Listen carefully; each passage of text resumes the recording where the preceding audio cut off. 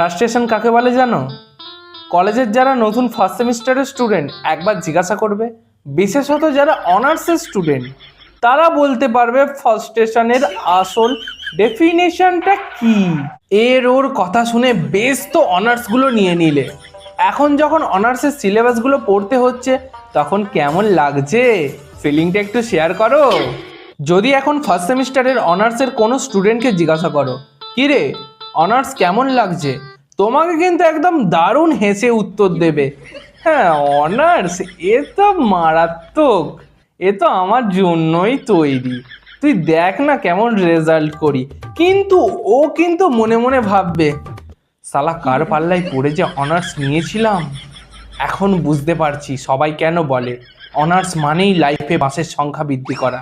ওই ফার্স্ট সেমের স্টুডেন্টরা এমনই একটা কন্ডিশনে আছে না, ওরা না পারবে অনার্স ছাড়তে, কারণ ওরা সবাইকে গলা ফাটিয়ে বলে গেছে যে আমি অনার্স দেখে নেব, অনার্স কি আমাকে দেখবে, আর না পারবে ভালোভাবে পড়াশোনা করতে। সবসময় একটা জিনিসই মনে হবে, যদি এখান থেকে একটু রেহাই পেতাম, ভগবান গো আমাকে বাঁচিয়ে নাও। এই করতে করতে 6টা সেমিস্টারও শেষ হয়ে যাবে, আর 6টা সেমিস্টারের পর নিজেকে ফকির ফকির মনে হবে।